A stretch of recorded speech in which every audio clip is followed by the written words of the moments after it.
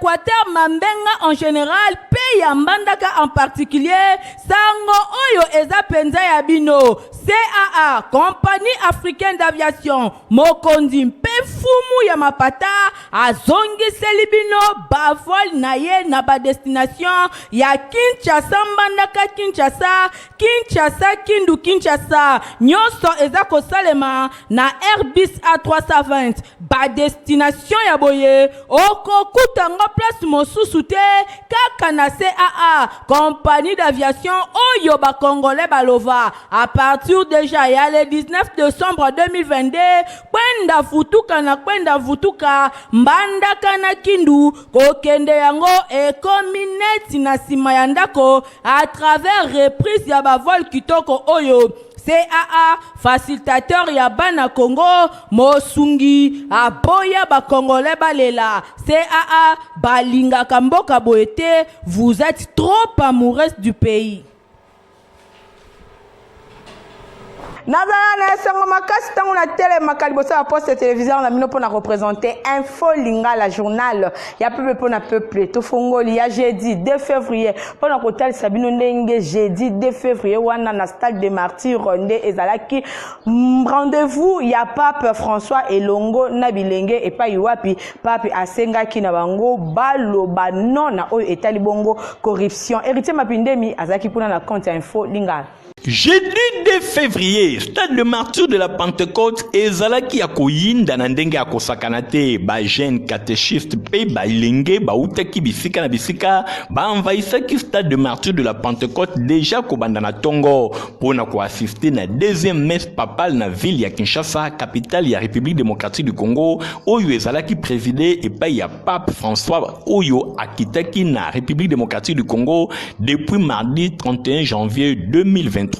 Bosimbake ezalaki vraiment ambiance moko totale pambate stade de martyr de la Pentecôte et sika ya kotia likolo ezalaki lisusu te à partir ya 10h esengo ezalaki makasi pona bilenge ya République démocratique du Congo kosolola elongo na chef ya église catholique pape François oyo azangaki te kopesa bénédiction na bilenge nyonso na omeli na ye pape François abetaki sete na likambo etali kolinga mboka asengaki na ba jeune congolais nyonso bayeba na kolinga mboka na bango pambate République démocratique du Congo ezali mboka soki bato balingi yango te eko se développer soki mokete pape François abetaki sete na likambo etali corruption alobi na bilenge baloba non na corruption bateleme la corruption pambate kaniaka yango nde ezali kozongisa mboka sima soki kaniaka ezali kosalema mboka ekozala kaka na sima alobi pe na bilenge ba se décourager te bazwa makambo etali mboka na maboko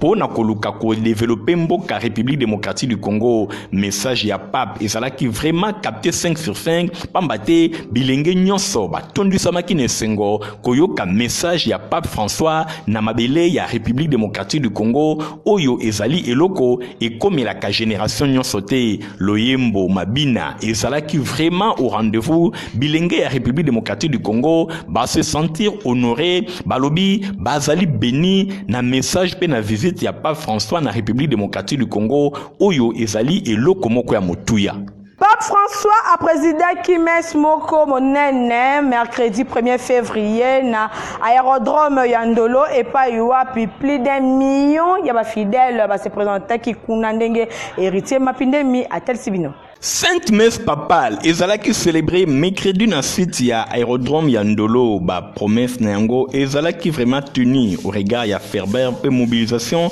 oyo ba fidèle ba bangaki moité to kanikil oyo ezalaki na ville ya Kinshasa na tongo déjà ba chrétien ba tondaki ebele na aérodrome Yandolo. Président de la République Félix Antoine Tshisekedi Tshilombo elongo na distingué première dame Denise Nyakeo Tshisekedi bazalaki juste en face ya hôtel. Ba politique, ba simple citoyen, ba personnalité ya ndenge na ndenge ba participaki na Eucharistie oyo pe bénédiction urbi orbi ya chef de l'église catholique universelle Pape François oyo azelamaki mingi omeli ya Saint-Père etikali bongo concentré na message ya évangile ezali koprone mingi kimia pardon entre bato pe ba frère et longona mboka na biso. Pendant 10 minutes Saint-Père après chaque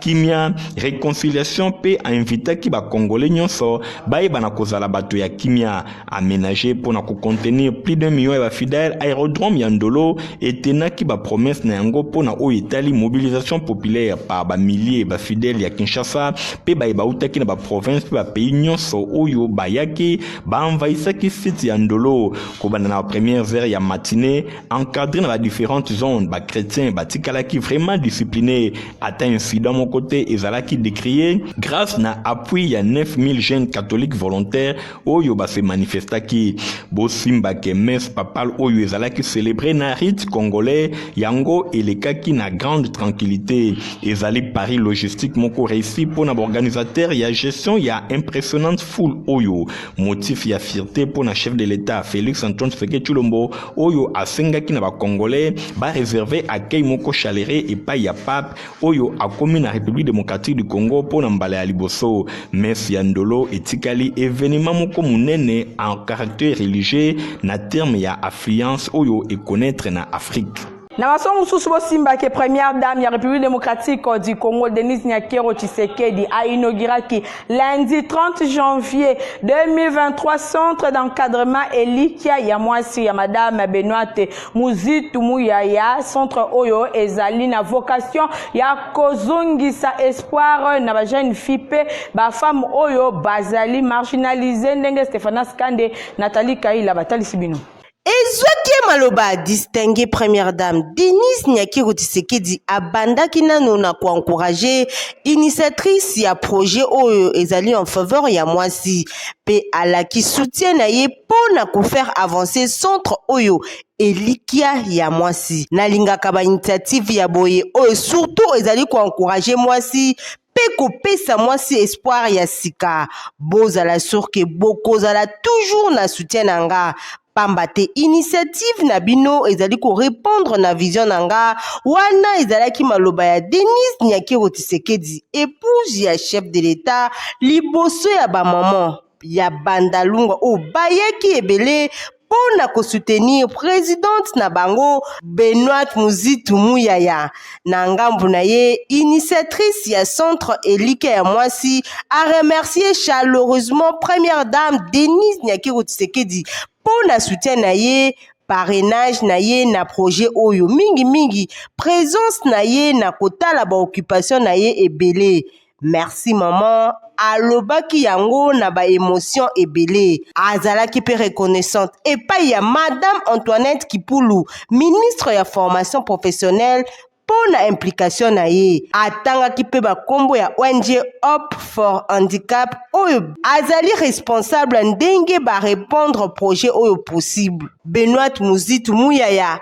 atalisaki soutien na ye ya ko lutter contre précarité to pe souffrance oyo jeune fille pe ba maman bazali ko vivre centre oyo ekozongisa espoir pona mwasi nyonso oyo akolonga na ba formation yango pe kopesa bino nyonso pona ko relever défi ya vie alaki pe projet oyo ezali pona République démocratique du Congo mobimba kasi ekozala nanu installé na ba commune oyo Bandalungwa, Bumbu, Selemba, Ukalamu, Kasavubu, Makala, Pengiringiri bosimba ke parmi ba formation ba kozwa awa ekozala nanu coupe couture informatique pe alphabétisation. Na couloir enseignement osimba ke cellule ya communication ya ministère ya enseignement primaire secondaire pe technique basali mise au point numéro 0010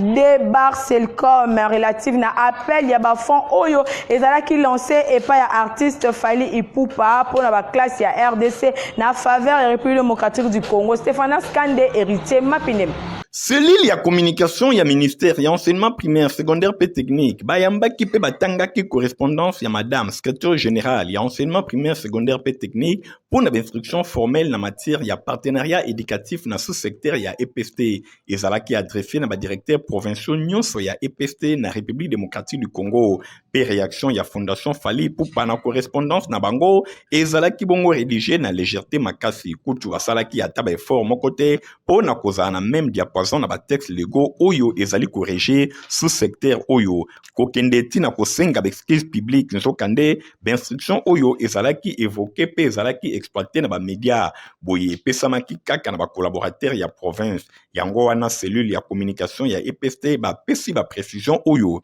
ministère ya EPST bazali ko louer pe ko saluer initiative ya fondation Fali Ipupa na RDC kasi initiative oyo ezali ko énerver ba disposition ya ba article 20 21 22 23 p 24 numéro 14 bar 004 ya le 11 février 2014 na enseignement national oyo ezali ko exiger que intervention nyonso ya sous-secteur ezala soumise na partenariat na ministère ya EPST lokola ministère kaka na nzela ya ba service technique na ye sous conduite ya secrétaire général ya EPST maîtrise ya cartographie scolaire na terme ya ba soins pe ba projet nyonso ya investissement na sous-secteur pe na respect strict ya ba norme.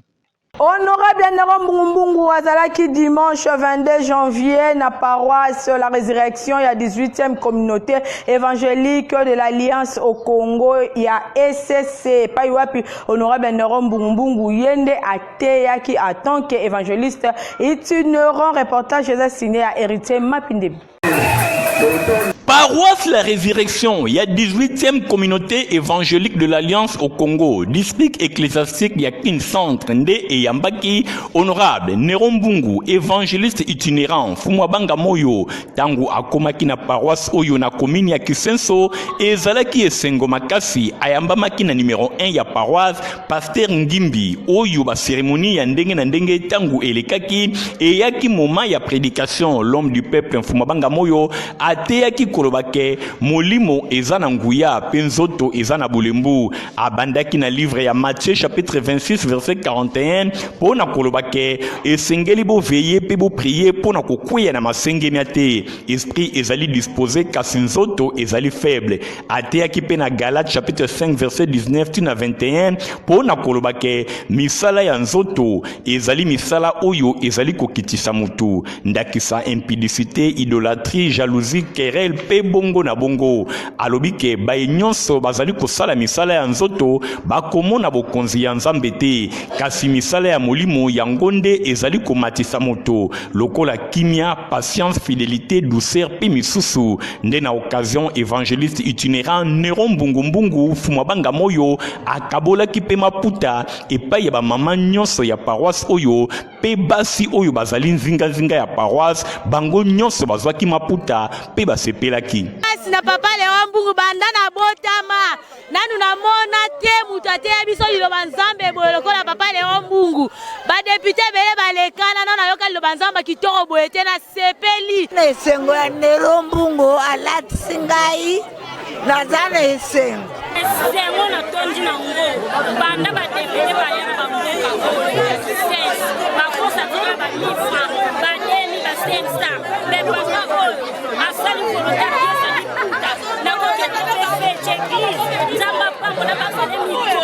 nde na suka ya culte évangéliste itinérant honorable Nero Mbungu Fumwabanga Moyo azwaki temps ya kobeta masolo elongo na badiacre pe bamembre ya komite ya paroisse oyo mpona koluka ndenge nini kosala misala pe kotongela nzambe église moko ya kitoko oyo ekopermettre bandimi bayeba na kosambela na ndenge ya malamu. Fumwabanga Moyo na bobimi na ye avisitaki pe bureau ya base na ye oyo ezwami na commune ya Kisenso na quartier Kabila epai wapi bamama pe bazwaki badon ya maputa pe basepelaki nzela Fumwabanga Moyo babandaki kotelemisa ye na babase na ye mpona kopesa badoléance. Honorable Nero Mbungu évangéliste itinérant visite na ye na Kisenso ezalaki esengo makasi mpona babase na ye. Fabrice Kolomata oyo babengaka l'homme du Saint-Esprit akendaki kosenrole mikolo eleki na territoire ya Bagata na province ya Kwilu. Bolanda ba détail elongo na Edi Imbani pe héritier Mapindem. ezalaki lokola tempête oyo eravajaki bisika ebele na bandunduville pe na bavillage nyonso ya territoire ya Bagata epai wapi jeune dynamique président ya alliance des mouvements de changement AMC na mokuse Fabrice David Kolomata ye ayambamaki na double casquette ya liboso lokola chef coutumier pe ayambamaki lisusu lokola roi. Boye plus de 10 000 personnes mobimba bayaki wana loyembo mabina pe koloba ba slogan oyo epesamaki na tina na yemoko pe na tina ya parti AMC. Mobilisation esalemaki sans motivation butu pe moi. Ambiance ezalaki vraiment totale. Ba autorité politico-administrative, ba leader d'opinion, ba étudiants, ba élèves, bref, ba dirigeants pe ba confession religieuse motonionso alukaki komona pe koyoka jeune leader na bango oyo ayaki kosenrole na fief naturel na ye na territoire ya Bagata. Kuna azalaki considéré lokola messi na grand territoire ya Bagata. Kuna na bandundu tantôt baemaki na tipoi tantôt na mapeka moto moko te alingaki lokolo ya Fabrice David Kolomata et tout à mabele malgré abandaki kopekisa bango. Boye bango balobi ba élection ekozala simple formalité kasi na chaque fois l'homme du Saint-Esprit David Fabrice Kolomata abandaki kopekisa bango pe koyebisa bango ke aye nanu pona enrôlement kasi makambo ya élection nanu ekokite alobelaki bango likambo ya bolingo pe kimia pona mboka eyeba na kotambola malamu bosimba ke ba slogan ebandamaki pe koloma na kiyansi pona kosenga na l'homme du Saint-Esprit Fabrice David Kolomata akende liboso eloko moko te ekoki kokangaye na Bagata kuna population balobi bako soutenir chef de l'État Félix Antoine Tshisekedi Tshilombo poete mabele na bango ya Bagata depuis esalema nanu eyamba chef de l'État te na tina wana basengi na chef de l'État Félix Antoine Tshisekedi Tshilombo akita na mabele na bango elongo na autorité morale ya AMC Laurent Batumo na Songanzila Diatabao pe président Fabrice David Kolomata a promettre bango akoya na sango bosimba ke tango nyonso alekaki bisika na bisika ezalaki vraiment kitoko tango alongwaki na aéroport international ya Njili mvula enokaki kasi na bokiti na bandundu mvula ebetaki lisusu te wana ezali bénédiction sini mususu ezali ke l'homme du Saint-Esprit Fabrice David Kolomata bozongi na ye na ville ya Kinshasa ekoinsidaki na bokomi ya Pape François na ville ya Kinshasa wana nyonso ezali kolakisa bilembo ya bénédiction pour na l'homme du Saint-Esprit Fabrice David Kolomata. Ainsi donc, j'invite tous nos militants de l'AMC de se faire enrôler massivement. AMC!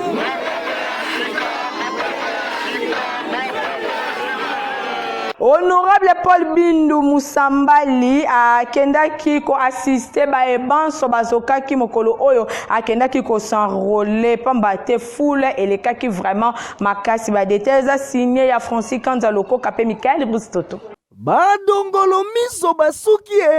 en tout cas ba projet molili basalaki contre le fils de l'homme Paul Bindu Musambali bakisela yo océan edendi ebeti potodi jour ya enrôlement na ye tellement lukonga mobimba ezalaka mobilisé lokola moto moko na ndenga kosakana te place ya kotia lokolo kutu ezalaka te nzoka ba politicien en mal de positionnement ya sans esprit zéro balobaka embadi soki totiki Paul Bindu boy biso tokopola na biso déjà po yango ese monani talati na batinda batu baya kosala mama na trouble kosakana te batu misusu bazoka pe baswaki bakuya ndenge na ndenge kasi lokola ba plan wana esimbaki te botala ye moko océan Paul Bindu Musambali yeyo ayaki ye moko ko assister ba blessé bondi melangai que le fils de l'homme océan Paul Bindu Musambali a soit prise en charge totale ya ba malade nyonso bazalaki hospitalisé na 3 différentes formations médicales na Mitendi na Mongafula pe na UPEN ye moko moto ya bato ya chanre en os ayaki kotala bango ezalaki mobange na réconfort akosakana te boyoka ndenge basololaki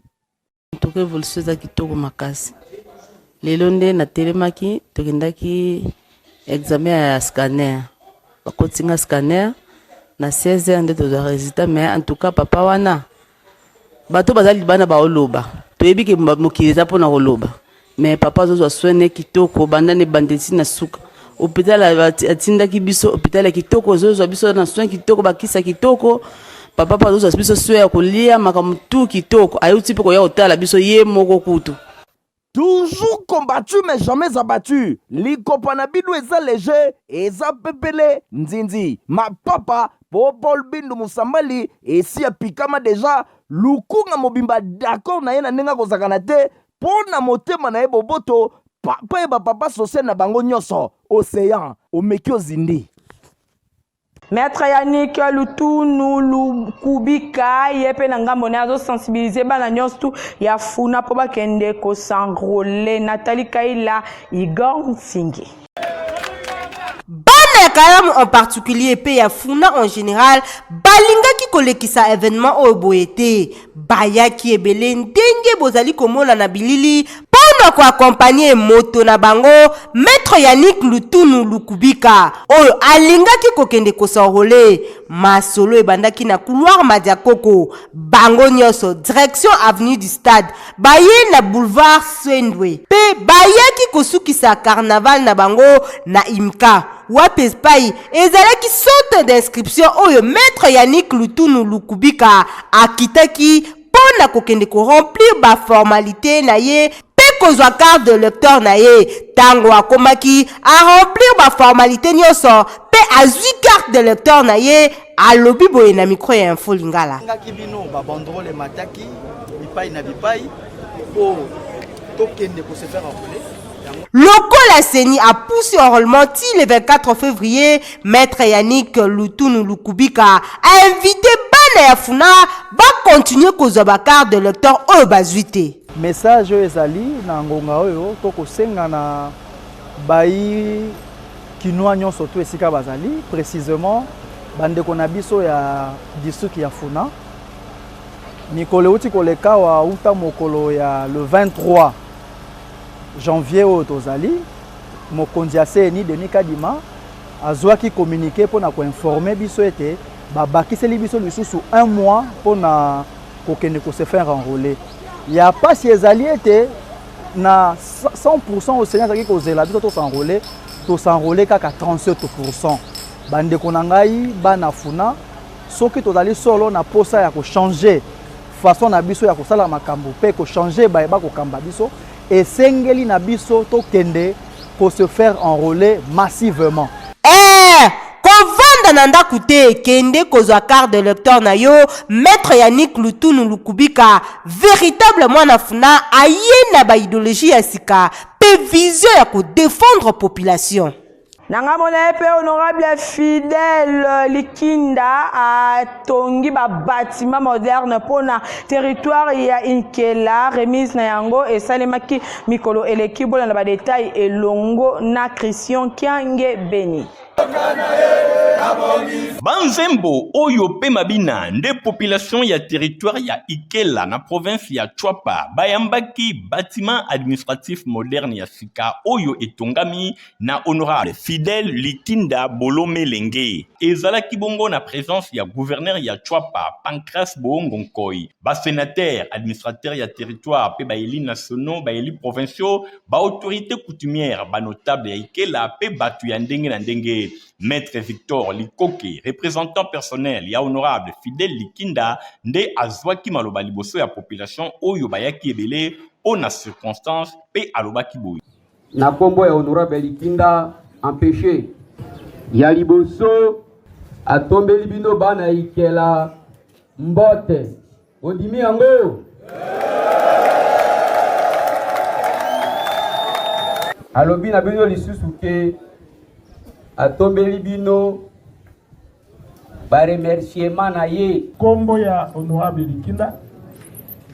oyo boyebi bino nyonso aza kotungisa mabuke eke ndenge représentant alobi ba prière na bino abondeli na biso nyonso eza kosunga ye eke tokosenga na Nzambe oyo ayokaka bato mawa oyo alimbisaka masumu mabiso akoka bongo kosunga honorable Likinda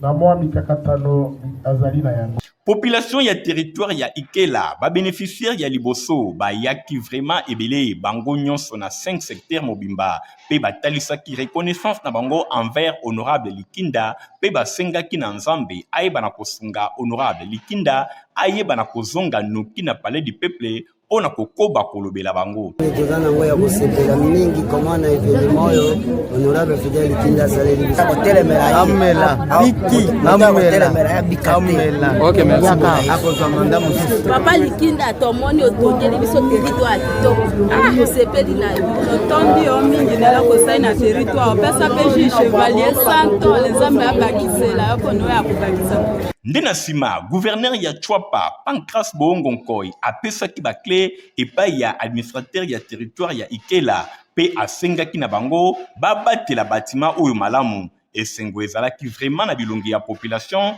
oyo bamoni ke bâtiment oyo ezali kitoko surtout ke ezali eloko ya liboso te esalemi epai ya honorable Likinda depuis azana assemblée nationale atonga ba école ba hôpitaux ba centre de santé atonga ba pont pe ba biloko ya ndenge na ndenge pour intérêt pe développement ya territoire ya Ikela l'homme aux actions concrètes ndenge ba mesana kobenga ye mutu ya boye population akotika ye ata mokete nzambe pe na likolo akobosa na yete po ete misala ya boye eko continuer koganga tango nyonso Longonia honorable Fidel Likinda ozali vraiment serviteur pe molobeli ya population ya Ikela na province ya Chwapa. Na cadre ya 30 ans ya société ya aviation CAA o ezali composé na 99% ya ba congolais info lingala lelo emeki ko présenter bino ba cadre pe ba directeur oyo bazo constituer compagnie africaine d'aviation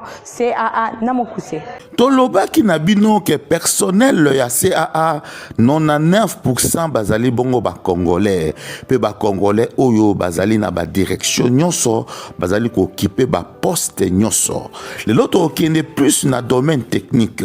to na direction technique pour totalisa bino lolenge CAA ezali une société très sérieuse pour ezali ko travailler ming penza na oyo etali bongo maintenance ya ba appareil na ye ko pesa bon ba moyen pe ba capacité na ba congolais ba yeba bazala formé pour que lelo bango nde bazali ko sima société na bango na oyo etali bongo maintenance pe mécanique ba pan nyonso o ba avion ya CAA ezali ko kuta nango awa na République démocratique du Congo esenge boyeba ke ezali mindele te ezali bongo ba payate kasi ezali bana mboka o bazali congolais à 100%, congolais à makila, congolais à nzoto, pe congolais à poso. Bangonde bazali ko réparer ba avion, bazali ko ça la maintenance ya ba avion ya CAA awa na Kinshasa pe mingi penza na République démocratique du Congo mobimba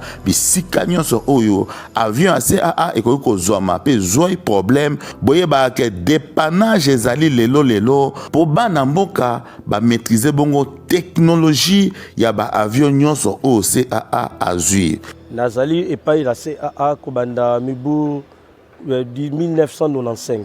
na mois de janvier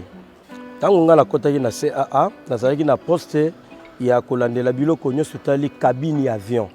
nyonso ya cabine ya avion etalaki nga na bande kosala mosala wana bakiti bagale biloko nyonso ba plafond biloko tout eza etali biloko nyonso na kati ya cabine nazali kosala mosala wana mpona mabongisi ya kompani ndenge abongiselaki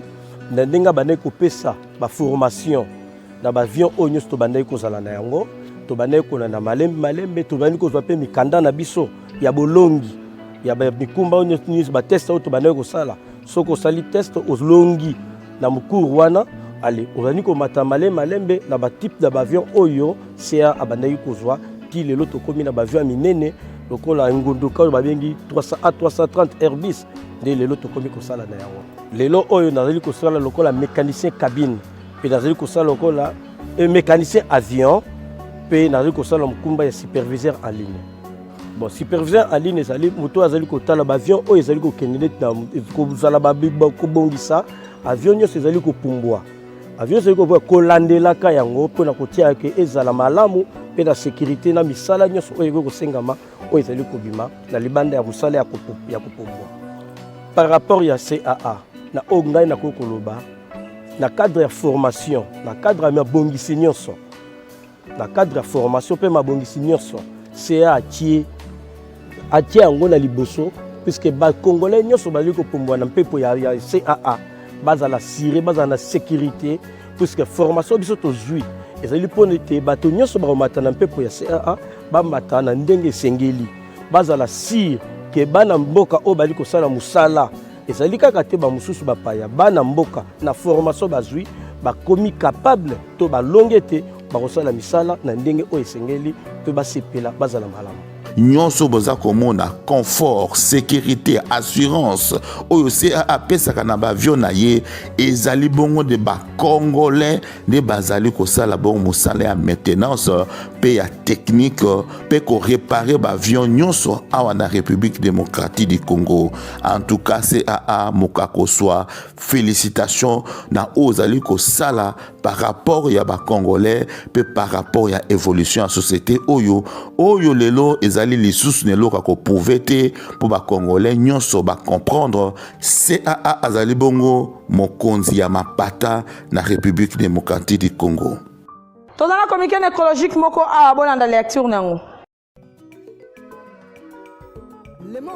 Famille Tuvingila, famille Kipembe, Belis, Nicole, Jolie, Papepe, Enoch Kipembe, Bazana Mama Makasi, Yakoye Bisana Bandiko, Baninga pe baye banina bango, liwa ya maman, ya pe koko na bango, na kombo ya Marie Mayako, oyo akufaki mokolo ya mercredi 1er février na hôpital Saint-Joseph na sima ya Bokono ya Tango Mokusi. En attendant nzoto ya Mowei ebima na morgue, matanga eza kosalema na quartier Batende 17D na commune ya Matete.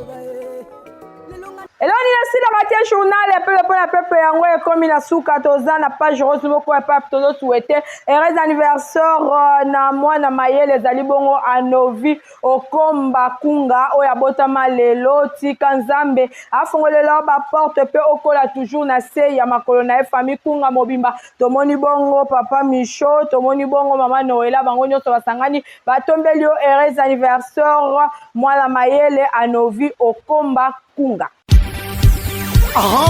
N'oublie pas de dire merci à Jésus qui t'a laissé vivre jusqu'à ce jour. Une année de plus,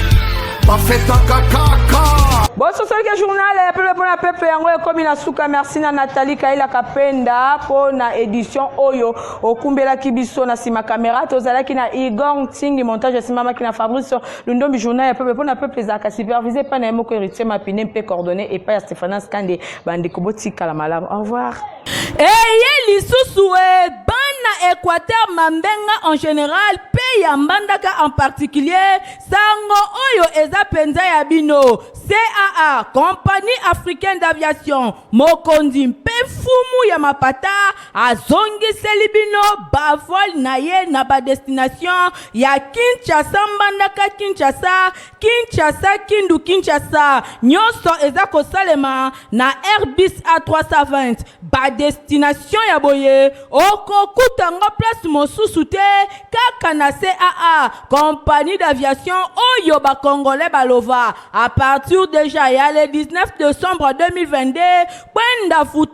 kwenda vutuka Mbandaka na Kindu kokende yango ekomi neti na sima ya ndako à travers reprise ya bavol kitoko oyo CAA facilitateur ya bana Congo mosungi aboya ba congolais balela CAA balinga kamboka boete vous êtes trop amoureux du pays.